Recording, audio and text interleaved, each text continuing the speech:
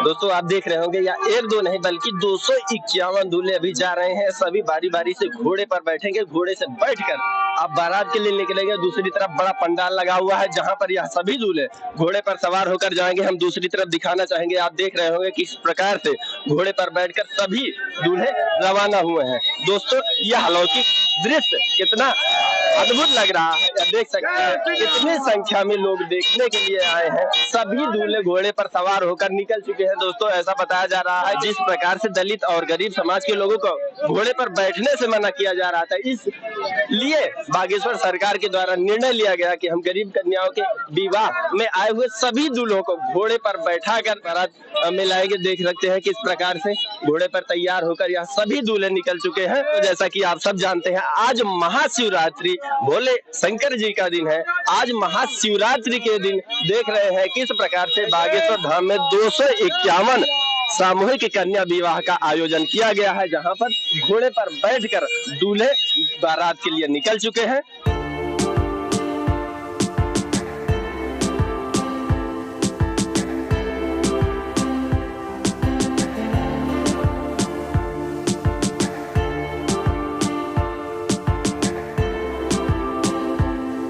दोस्तों आप देख रहे होंगे यह वही स्थान है, यहीं पर सभी दूल्हे घोड़े से आ रहे हैं। आप देख रहे होंगे कि किस प्रकार से घोड़े पर सवार होकर दूल्हे आ रहे हैं, यहाँ पर उतरेंगे दूल्हे। यहाँ पर उतरने के बाद इसी पंडाल में बागेश्वर धाम सरकार के सामने यहीं पर दूल्हों और दुल्हन का जयमाला होगा। आप देख रहे हैं जिसे देखने के लिए लाखों की संख्या में भीड़ एकत्रित हुई है। दोस्तों बागेश्वर धाम सरकार की इस दिव्य और भव्य धाम में यह कार्यक्रम अद्भुत और अलौकिक है। दोस्तों अगर आप बागेश्वर धाम आए हुए हैं तो कमेंट कर जरूर बताएं।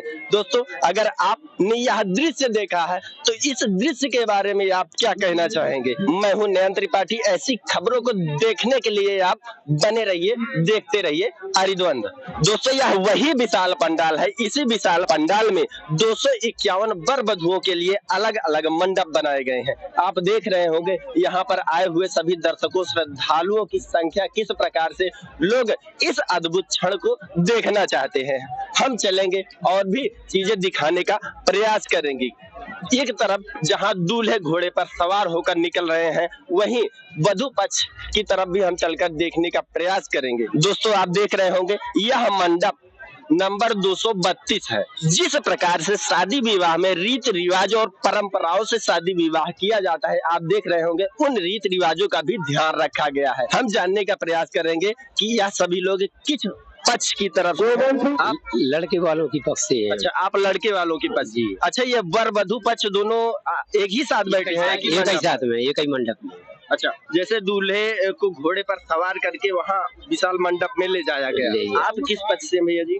हम लड़कों वालों की तरफ से। लड़कों वालों की तरफ। ये जो चयन प्रक्रिया होती है दूल्हे और दुल्हन की, यह कैसे चयनित किया जाता है? ये चयनित होता है अपने पहले से जो शादी होती है कि हमें करना है तो उस हिसाब से कर लेते हैं। उसके बाद यहाँ पे जो भी है अप्लाई करते हैं और वो वहाँ पे जाते हैं, देखते हैं सही व्यवस्था होती है। जैसे वधु पक्ष की तरफ से रजिस्ट्रेशन कराया जाता होगा बागेश्वर धाम सरकार की जो भी वेबसाइटें होगी। वधु पक्ष की तरफ से लड़के को खोजा जाता है या बागेश्वर धाम सरकार की टीम लड़के की खोज करती है? वो क्या है कि पहले से ही वो हो जाता है दोनों का, और फिर उसके बाद यहाँ पे वधु पक्ष आके अपना रजिस्ट्रेशन करवाते हैं, उसी हिसाब से चलता है। आप लड़के वाले पक्ष की? हाँ हम लड़के वाले की। अच्छा ये बताइए जहाँ वर वधु किसी भी पक्ष की तरफ से यह सोचते हैं कि हमारी शादी में बड़े बड़े लोग आए आशीर्वाद दें, इन 251 शादी में हमारे देश की महामहिम राष्ट्रपति जी का आगमन हो रहा है, जिनका आशीर्वाद इन सभी 251 वैवाहिक जोड़ों को मिलेगा। इस पर आप क्या कहना चाहेंगे? इस पे बहुत अच्छा है,